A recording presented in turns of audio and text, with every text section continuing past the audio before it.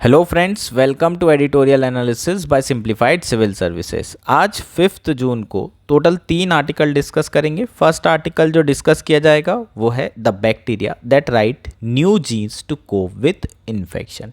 इस आर्टिकल में हम रिवर्स ट्रांसक्रिप्टेज एंजाइम के बारे में बात करेंगे, आरटीपीसीआर प्रोसेस के बारे में बात करेंगे, ट्रांसक्रिप्शन क्या होता है, रिवर्स ट्रांसक्रिप्शन क्या होता है और किस तरीके से रिवर्स ट्रांसक्रिप्टेज एंजाइम की डिस्कवरी जो है पाथ ब्रेकिंग रही है एचआईवी और हेपेटाइटिस ए जैसी बीमारियों को मैनेज करने के लिए। बहुत इंपॉर्टेंट आर्टिकल है, इसके ऊपर आपको यूपीएससी प्री में कई बार मल्टीपल टाइम्स सेम क्वेश्चन पूछे गए हैं, तो इस कंसेप्ट को समझना बहुत ज़्यादा ज़रूरी है।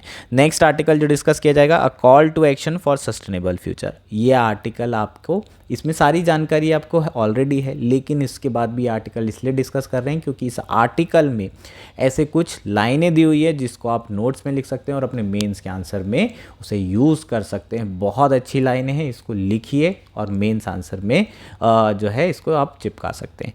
नेक्स्ट आर्टिकल जो डिस्कस करेंगे वो है Netherland turns third largest export destination. Information based article है, प्रीलिम्स के लिए काम आएगा, मेंस के लिए बिल्कुल काम का नहीं है। अगर आपको हमारा एनालिसिस पसंद आ रहा है तो प्लीज़ आप लाइक करिए, कमेंट करिए, शेयर करिए, सब्सक्राइब करिए। अगर आपको इसकी पीडीएफ चाहिए तो आप हमारा टेलीग्राम चैनल ज्वाइन कर सकते हैं, सिंप्लीफाइड सिविल सर्विसेज, उसको आप सर्च करिएगा, आपको मिल जाएंगे और नीचे लिंक भी होगी। मोर में क्लिक करेंगे तो लिंक पे डायरेक्ट क्लिक करके भी आप ज्वाइन कर सकते हैं। आइए शुरू करते हैं हमारा एनालिसिस। हमारा फर्स्ट आर्टिकल है the bacteria that write new genes to cope with infection. यह आर्टिकल द हिंदू में आया है। GS3 biotechnology science and technology के पर्सपेक्टिव से इम्पॉर्टेंट है, मेंस के पर्सपेक्टिव से तो इम्पॉर्टेंट है ही, प्रीलिम्स के लिए तो यार बहुत ज़्यादा रेलेवेंट है।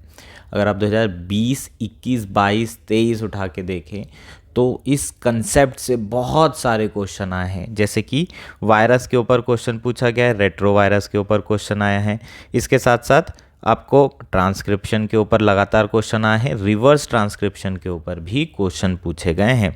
आरटीपीसीआर अभी तक के इसके ऊपर क्वेश्चन नहीं आया है, तो आरटीपीसीआर के ऊपर क्वेश्चन पूछा जा सकता है प्रीलिम्स में इस बार। आरटीपीसीआर के बारे में आपको ध्यान होगा, इसके थ्रू हम कोविड क्या करते थे, डिटेक्ट करते थे आरटीपीसीआर टेस्ट करा करके। Real time polymerize chain reaction test, इसमें रिवर्स ट्रांसक्रिप्शन को यूज़ किया जाता था। तो ये रिवर्स ट्रांसक्रिप्शन के बारे में ही मेनली हम यहाँ पर बात करेंगे। और रिवर्स ट्रांसक्रिप्शन की जो डिस्कवरी हुई है इस एंजाइम की, इससे क्या इम्पैक्ट पड़ा है बहुत सारी जो फैटल डिसीज़ है उसके मैनेजमेंट में, इंक्लूडिंग एचआईवी वायरस। ये बहुत इम्पॉर्टेंट आस्पेक्ट है। तो ये सारे कंसेप्ट के बारे में बात करेंगे, काफ़ी इम्पॉर्टेंट ये प्री के लिए आपके लिए रहेगा। अब आर्टिकल शुरू कर लेते हैं। रिवर्स ट्रांसक्रिप्टेज एंजाइम के बारे में बात करते हैं। 1970 में इसकी फर्स्ट टाइम डिस्कवरी हुई थी। इसकी डिस्कवरी किसने किया था? Howard Temin and David Baltimore ने इंडिपेंडेंटली इसकी डिस्कवरी की थी और अपनी जो स्टडी थी, जो फाइंडिंग्स थी, उसे जर्नल नेचर में 1970 में back to back article publish करके किया था। डॉक्टर बाल्टीमोर ने अपने जो पेपर है उसमें ये सजेस्ट किया था, in the vesicular stomatitis virus a protein call RNA polymerase was involve in reverse translating RNA to DNA। RNA से DNA जाने में एक प्रोटीन जो है इन्वॉल्व होता है जिसका नाम RNA पॉलीमराइज है। चीज़ें क्लियर है? अब जो रिवर्स ट्रांसक्रिप्टेज एंजाइम है, इसे स्पॉटलाइट कब मिली? इसे स्पॉटलाइट कोविड के दौरान मिली। कोविड जब पैंडमिक बढ़ा, इतना ज़्यादा वायरल लोड था कि सबसे पहले इसे कंटेन करने के लिए जो साइंटिस्ट थे उन्होंने क्या किया, डायग्नोस्टिक टूल और टेस्ट किट डेवलप की। जब तक कि आप टेस्ट नहीं करेंगे कि ये वायरस किस किस को है, तब तक कि आप वायरस को कंटेन कैसे कर पाएंगे, उसके बढ़ने को रोक कैसे पाएंगे? तो फिर जो साइंटिस्ट हैं उन्होंने RT-PCR टेस्ट डेवलप किया। मोस्ट एक्यूरेट टेस्ट था ये। इसमें reverse transcription as a method इस्तेमाल की गई और रिवर्स ट्रांसक्रिप्शन में जो एंजाइम यूज़ होता है उसे रिवर्स ट्रांसक्रिप्टेज एंजाइम बोलते हैं। ठीक, तो यहाँ पर RT-PCR के थ्रू जो है reverse transcriptase as a process as a enzyme बहुत ज़्यादा न्यूज़ में और स्पॉटलाइट में रहा। अब थोड़ा सा ट्रांसक्रिप्शन और reverse transcription as a concept के बारे में बात करते हैं। यूपीएससी में इसके ऊपर काफ़ी क्वेश्चंस आए हैं। हमारी जो जनरल अंडरस्टैंडिंग थी 1970 के पहले, वो ये थी कि जो हेरिडिटरी इन्फॉर्मेशन होती है वो कहाँ से कहाँ फ्लो होती है, डीएनए से एमआरएनए और एमआरएनए से प्रोटीन। डीएनए से सबसे पहले मैसेंजर आरएनए बनता है और इस प्रोसेस को हम बोलते हैं ट्रांसक्रिप्शन, और इसमें जो एंजाइम यूज़ होता है आरएनए पॉलीमराइज एंजाइम यूज़ होता है। एमआरएनए से हम ट्रांसलेट करके प्रोटीन बनाते हैं। ये एमआरएनए का मतलब है मैसेंजर आरएनए। मैसेज जो है आरएनए डीएनए से मैसेंजर आरएनए बनता है, एक मैसेज आता है और उसी मैसेज के थ्रू जो है प्रोटीन सिंथेसिस होता है। चीज़ें क्लियर है? ये हमारी कॉमन अंडरस्टैंडिंग थी। ह्यूमन बींग्स में जो हेरिडिटरी इन्फॉर्मेशन है वो इसी तरीके से फ्लो होती है। लेकिन बहुत बार हमने ये देखा कि जो वायरस होते हैं, जो आरएनए वायरस होते हैं, वो क्या करते हैं, आरएनए से डीएनए बनाते हैं और फिर अपने आप को रेप्लिकेट करते हैं। तो यहाँ तो उल्टा हो रहा है। तो ये कैसे होता है इसको समझते हैं और इसे ही हम रिवर्स ट्रांसक्रिप्शन बोलते हैं। आरएनए से सर्कुलर डीएनए बनाना, इस प्रोसेस में वायरस जो कर रहे थे, इसमें जो एंजाइम यूज़ होता है एज अ कैटलिस्ट, उसे रिवर्स ट्रांसक्रिप्टेज एंजाइम कहा गया। अब आरटीपीसीआर मेथड क्या है इसको देख लेते हैं। इस पे क्वेश्चन पेंडिंग है, यहाँ से आपको पूछा जा सकता है। आरटीपीसीआर टेस्ट शुरू कैसे होता था? सिंपल स्वैब लिया जाता था आपके, है ना, मुंह के अंदर थोड़ा सा कॉटन लगा के, है ना, आपका जो स्वैब होता था उसे लेते थे, स्वैब सैंपल लिया जाता था।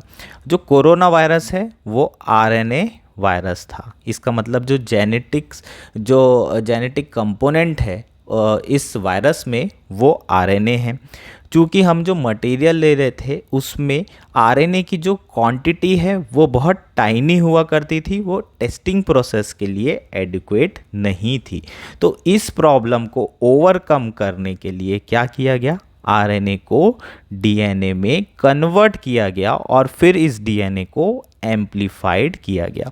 जो आरएनए से डीएनए बना इसे ही हम रिवर्स ट्रांसक्रिप्शन बोलते हैं। तो पहली जो प्रोसेस थी वो रिवर्स ट्रांसक्रिप्शन थी और उसके बाद फिर पॉलीमराइज चेन रिएक्शन करके डीएनए को हमने एम्प्लीफाई किया और एम्प्लीफाई करके प्राइमर्स का इस्तेमाल करके, प्रोब और प्राइमर्स का इस्तेमाल करके आपका जो सैंपल है उसकी टेस्टिंग की गई। तो यहाँ पर ये आरटीपीसीआर प्रोसेस हो गई। अब वायरसेस के बारे में मैं बात कर रहा था, किस तरीके से एचआईवी मैनेजमेंट में रिवर्स ट्रांसक्रिप्टेज का बहुत बड़ा रोल है। ठीक, हम ये जानते हैं कि जो एचआईवी वायरस है इसको रोक पाना पॉसिबल नहीं है, क्योंकि ये वायरस जो है टी सेल पर अटैक करता है, आपके इम्यून सिस्टम पे अटैक करता है। जनरली हमारी जो भी बीमारियां हैं वो कैसे हील होती है, हमारी बॉडी इसे हील करती है। अगर हमारा इम्यून सिस्टम स्ट्रांग रहेगा तो हमारा जो बॉडी है वो धीरे धीरे एंटीबॉडीज़ डेवलप करती है और उसके बाद अटैक करती है। ठीक, और उसके बाद हम उस डिसीज़ से डील कर पाते हैं। लेकिन अगर कोई इम्यून सिस्टम पर ही अटैक कर दे तो क्या उस वायरस को हराना पॉसिबल है? बिल्कुल नहीं। और इसलिए एचआईवी और फिर एड्स, उसके बाद जो एड्स हो जाता है उससे बच पाना नामुमकिन था। जो एचआईवी वायरस है वो एक रेट्रो वायरस था। वो क्या करता था, आरएनए, वो भी एक आरएनए वायरस है, और वो आपकी बॉडी में जाता था और उसके बाद वो डीएनए में कन्वर्ट होके रेप्लिकेट करता था। आप वायरस के बारे में तो ऑलरेडी जानते होंगे। जो वायरसेस होते हैं ये नॉन सेलुलर ऑर्गेनिजम्स होते हैं। इसका मतलब जो वायरस है ना ही वो लिविंग ऑर्गेनिज्म है ना ही वो नॉन लिविंग ऑर्गेनिज्म है। अगर वायरस, है ना, एनवायरनमेंट में पड़ा हुआ है कहीं तो उसका कोई यूज़ नहीं है। क्यों? क्योंकि वो एज अ डेड मटेरियल की तरह पड़ा होगा। इसमें सिर्फ प्रोटीन होता है और जेनेटिक मटेरियल होता है, लेकिन ये नॉन सेलुलर होता है। इसे होस्ट की ज़रूरत पड़ती है अपने आप को एक्ट करने के लिए या फिर अपने आप को ज़िंदा दिखाने के लिए।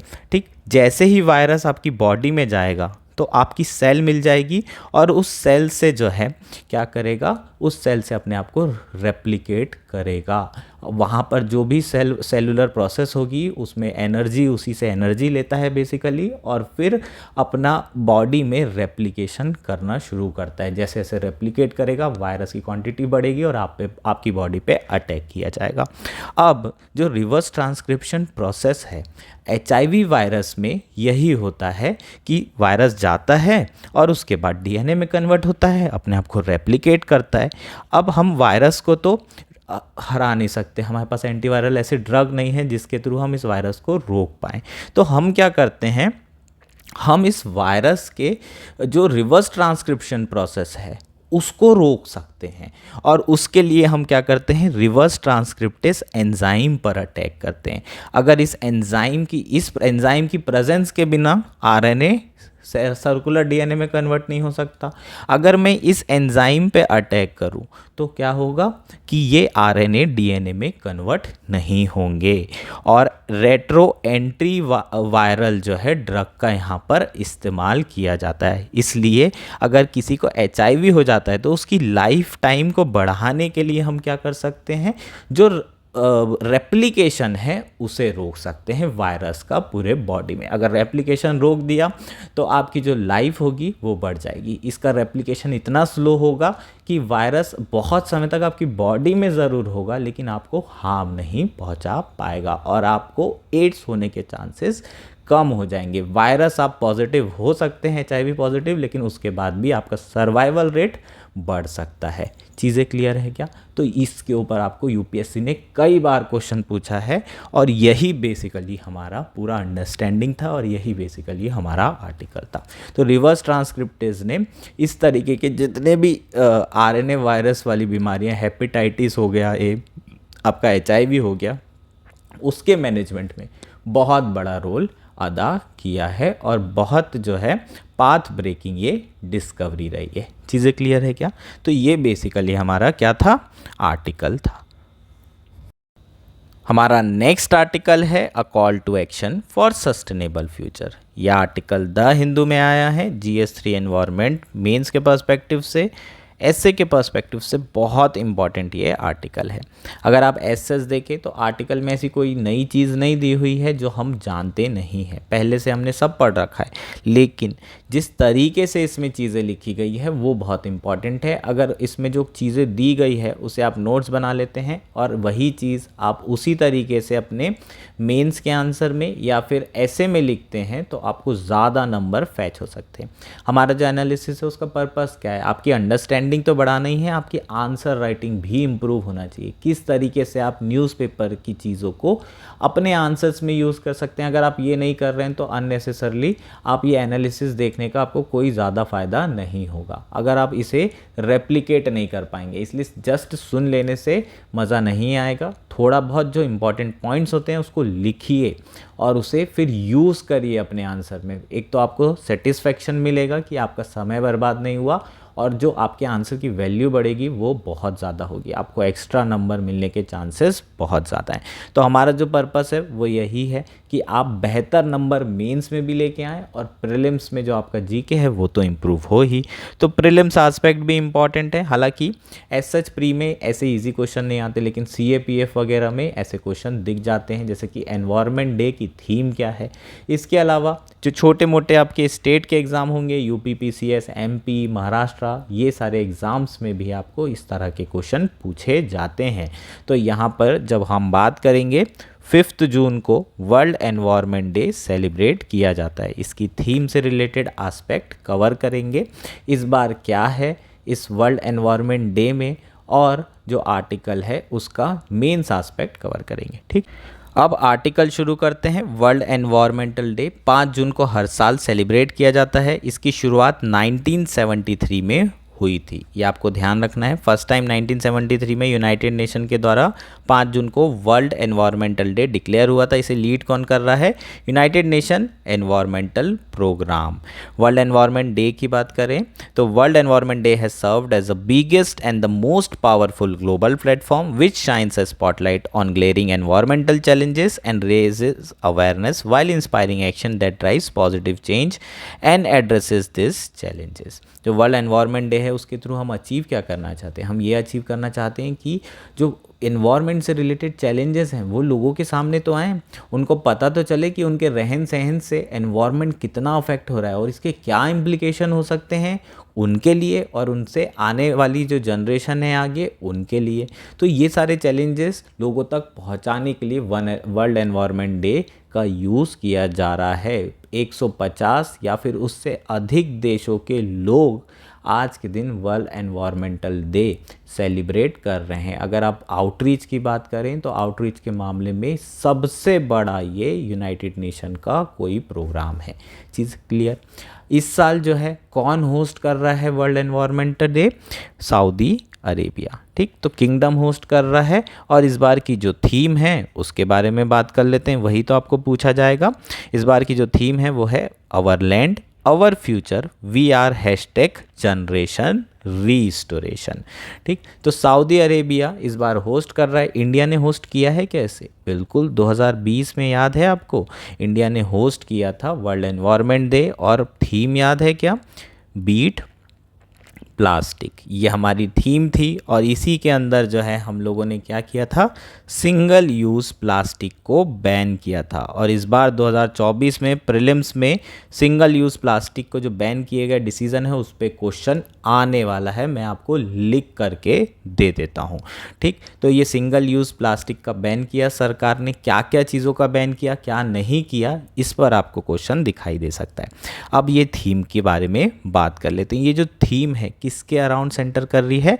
लैंड रिस्टोरेशन, डेजर्टिफिकेशन और drought resilience under the slogan our land our future we are hashtag generation restoration. तो जो थीम है वो किसके अराउंड है? डेजर्टिफिकेशन और लैंड रिस्टोरेशन के अराउंड। अब अगर डेटा की बात करें तो globally 12 million hectare of land capable of producing 20 million ton of grain are lost due to drought each year, leading to food security, to drawing attention to how land degradation can interrupt earth natural process leading to 1 million extinction। तो basically क्या कह रहा है? हर साल drought के कारण 12 million hectare land degrade हो जाती है, जिसकी अगर उसमें खेती करें तो कम से कम 20 मिलियन टन ग्रेन को प्रोड्यूस किया जा सकता है। इसका मतलब 20 मिलियन टन हमारा जो प्रोडक्शन है वो हर साल कम होते जा रहा है और पॉपुलेशन बढ़ते जा रही है। तो जो हमारा क्वेश्चन है फूड सिक्योरिटी का, क्या हम लोग आने वाली जनरेशन को खाना खिला पाएंगे? क्या उतना खाना प्रोड्यूस हो पाएगा? क्या उसके लिए ज़मीन उपलब्ध है? ये सारे सवाल जो है उठ करके आते हैं। इसके साथ साथ जो लैंड डिग्रेडेशन हो रहा है, लैंड यूज़ चेंज हो रहा है, उसके कारण बहुत सारे जो स्पीशीज़ हैं उनके हैबिटेट का फ्रेगमेंटेशन हो जाता है और उसके कारण जो स्पीशीज़ हैं वो धीरे धीरे एक्सटिंक्ट होने लगती है। लगभग 1 मिलियन स्पीशीज़ हर साल ऐसे में एक्सटिंक्ट हो रही है। तो ये बेसिकली आपका क्या हो जाएगा? डेटा हो जाएगा। ठीक, ये डेटा भी आप यूज़ कर सकते हैं अपने आंसर में।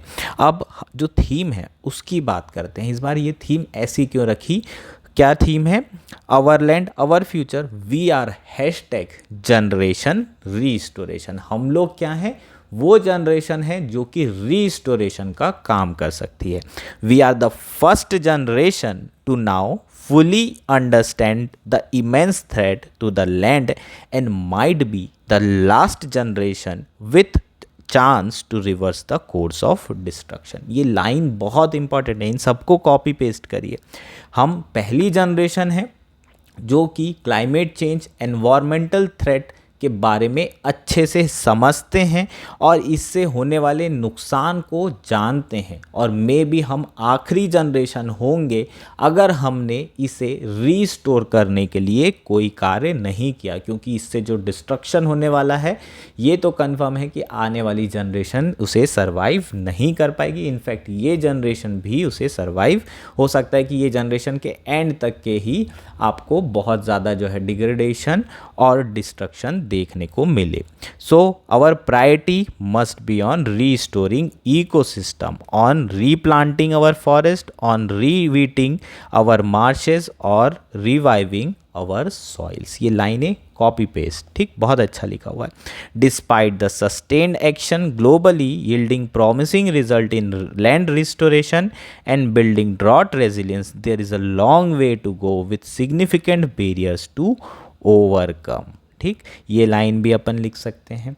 क्या कह रहा है, लगातार जो है सस्टेन्ड एक्शन हो रहे हैं ग्लोबली, नेशनल गवर्नमेंट बहुत काम कर रही है, इंडिविजुअल लेवल पर लोग काम कर रहे हैं, सिविल सोसाइटी काम कर रही है लैंड रिस्टोरेशन और ड्रॉट रेजिलियंस बिल्ड करने के लिए, लेकिन उसके बावजूद भी बहुत सारे चैलेंजेस अभी भी बचे हैं जिसे हमें क्या करने की ज़रूरत है, ओवरकम करने की ज़रूरत है। और वहाँ पर वर्ल्ड एनवायरनमेंट डे, इस डे का बहुत बड़ा रोल हो सकता है, जिसमें लोगों को, सरकारों को, सिविल सोसाइटी को ये एक प्लेटफॉर्म पर लेकर आता है और फोर्स करता है कि एनवायरनमेंट से रिलेटेड जो भी इश्यूज़ हैं उसे एड्रेस कितना ज़्यादा और कितने जल्दी करने की ज़रूरत है।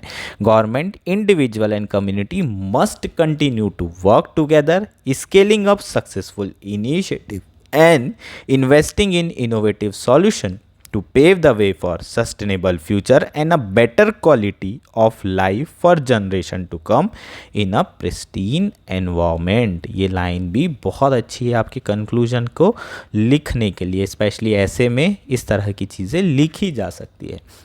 सरकारों को, इंडिविजुअल्स को, कम्युनिटीज़ को, सबको साथ में आके काम करने की ज़रूरत है। जो सक्सेसफुल इनिशिएटिव है उसे लार्ज स्केल पर इम्प्लीमेंट करने की ज़रूरत है, और जो इनोवेटिव सॉल्यूशन है उनमें इन्वेस्ट करने की ज़रूरत है, जिससे क्या होगा, सस्टेनेबल फ्यूचर मिलेगा, बेहतर क्वालिटी मिलेगी, हमारे बेहतर क्वालिटी ऑफ लाइफ मिलेगी हमारे आने वाली जनरेशन को एक प्रिस्टीन एनवायरनमेंट में। ये जो लैंग्वेज है ना बहुत बढ़िया है, एकदम सिंपल लैंग्वेज है, लेकिन हम लोग जनरली ऐसी लैंग्वेज यूज़ नहीं कर पाते क्योंकि इतना अच्छा इंग्लिश होता नहीं है। जिनका अच्छा होता है ना, वो ऐसा लिख पाते हैं, लेकिन अगर हम नहीं कर पा रहे हैं तो हम लोग खुद नोट्स बना लें इसी चीज़ों का, बार बार रीड करेंगे तो इसी तरह की चीज़ें आप रेप्लिकेट कर पाएंगे, पुल ऑफ कर पाएंगे। चीज़ें क्लियर है? तो ये सब लिखिए अपने नोट्स में, ठीक। नेक्स्ट और आज का लास्ट आर्टिकल है, Netherland turns third largest export destination. Article the Hindu में आया है, GS3 इकॉनमी के पर्सपेक्टिव से इंपॉर्टेंट है, मेंस के लिए इतना इंपॉर्टेंट नहीं, प्रीलिम्स के लिए इंपॉर्टेंट है, इन्फॉर्मेशन बेस्ड आर्टिकल है, आपको डायरेक्टली प्री में पूछा जा सकता है। Netherland has emerged as India's third largest export destination after United States and UAE। तो जो फर्स्ट हमारा लार्जेस्ट एक्सपोर्ट डेस्टिनेशन है वो कौन सा है? United states. सेकंड पे क्या है? UAE। थर्ड पे क्या आ गया है? नीदरलैंड आ चुका है। इस बार जो मर्चेंडाइज हमारे एक्सपोर्ट हैं वो 3% डिप हुए हैं, सर्विस एक्सपोर्ट बढ़िया रहा है। ये 2023-24 की बात कर रहे हैं, 23-24 ईयर में।